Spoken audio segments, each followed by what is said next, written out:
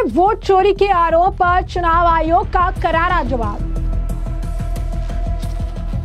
चुनाव आयोग ने कहा, वोट चोर जैसे गंदे शब्द का इस्तेमाल करोड़ों मतदाताओं पर सीधा हमला।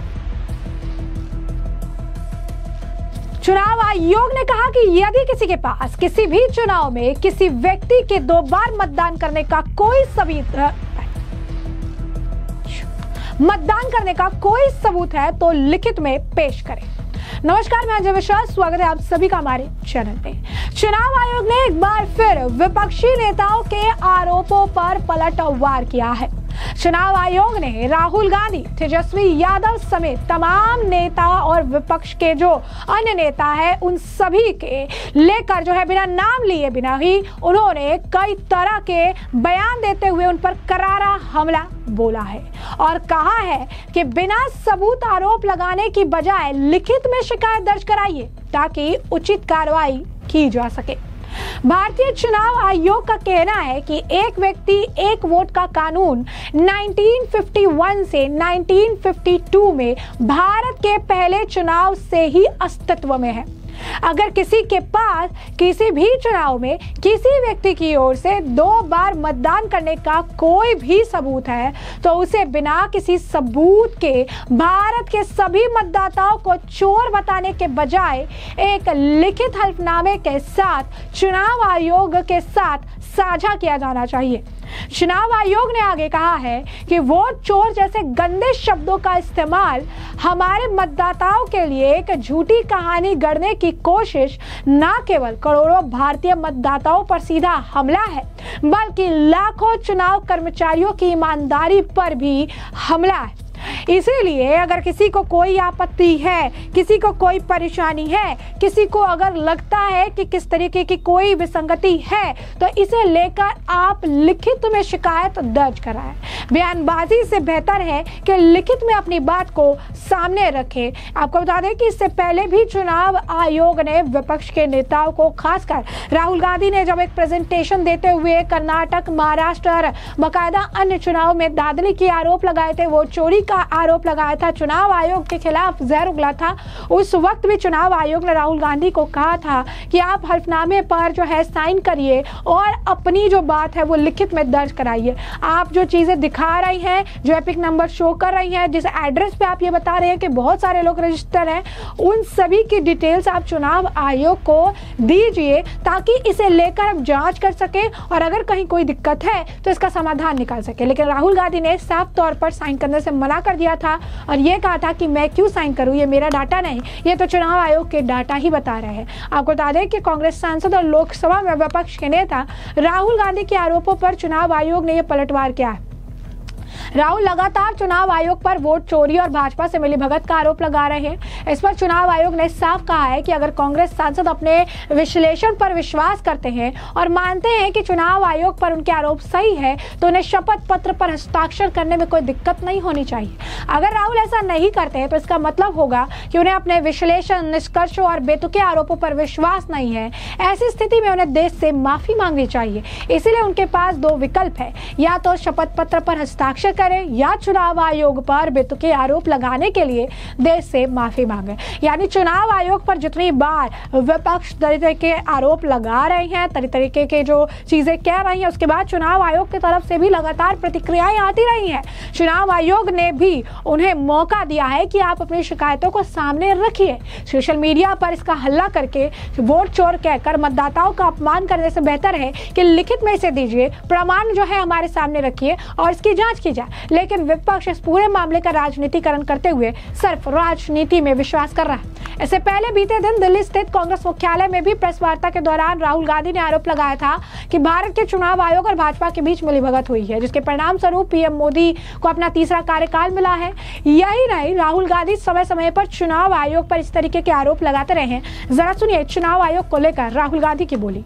बहुत सारी सीट्स हैं, सिर्फ एक सीट नहीं है, बहुत सारी सीट्स हैं।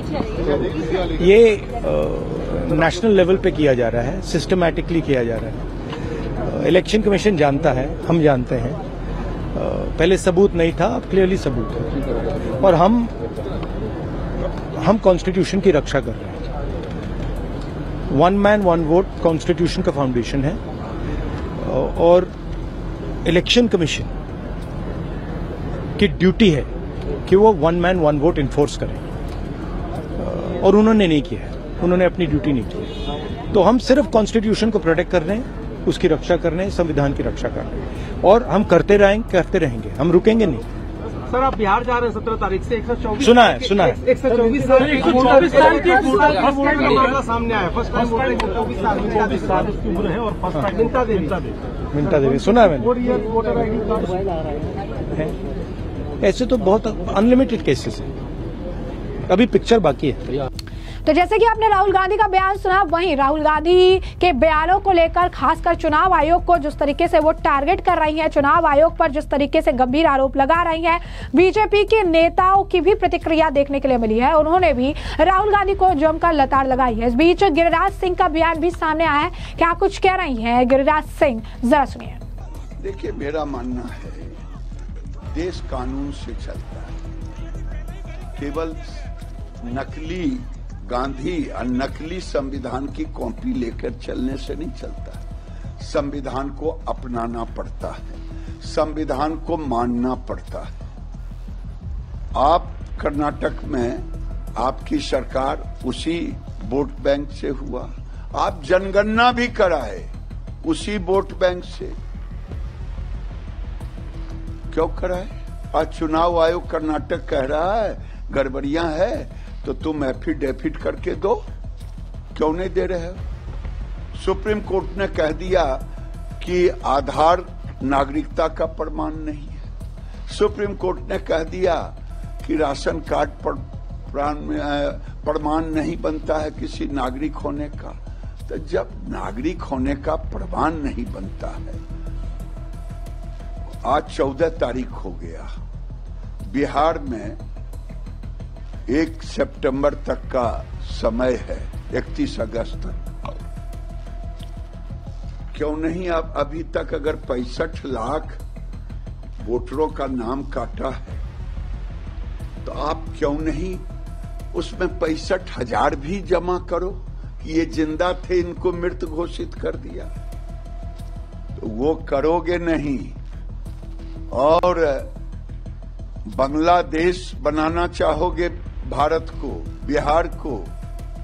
ये बांग्लादेश की धमकी मत दो। राहुल गांधी नकली और तेजस्वी गांधी जो खुद चोर है, जिसके ऊपर दाग लगा हुआ है, नरेंद्र मोदी पर कोई माय का लाल पैदा नहीं लिया 11 साल में कोई कह सके। अरे लोकप्रियता इसलिए है, 27 करोड़ लोगों को गरीबी रेखा से ऊपर उठाया 11 साल में। लोकप्रियता इसलिए है कि गरीबों को 29 साल में नकली इंदिरा आवास इंदिरा गांधी के समय मिला, कांग्रेस के समय 3 करोड़, इन्होंने 4 करोड़ दे दिया 1 करोड़ पाइपलाइन में। काम करना पड़ता है गरीबों के लिए। 12 करोड़ घरों में शौचालय लगाया, पानी दिया। ऐसे नहीं, तुम एक तुम जो आतंक फैलाना चाहते हो, बांग्लादेश बनाने, यानी तुम मुसलमानों को, बांग्लादेशी मुसलमानों को लेकर के घुसोगे प्रधानमंत्री के घर में। साफ साफ क्यों नहीं बोलते? आज दरभंगा में भारतीय जनता पार्टी का BLA ने 2 ने दिया है। इस बूथ पर इतने लोग मुस्लिम हैं जो 2 जगह, क्या उनका नाम नहीं कटेगा? तुम में हिम्मत है, तुम भी दो। ये आतंक, ये अर्बन नक्सल बनना चाहते हैं। अर्बन नक्सल बनोगे तो नक्सल का खात्मा होना तय है। देश की जनता नहीं पसंद करती न अर्बन नक्सल को न बांग्लादेश की धमकी को।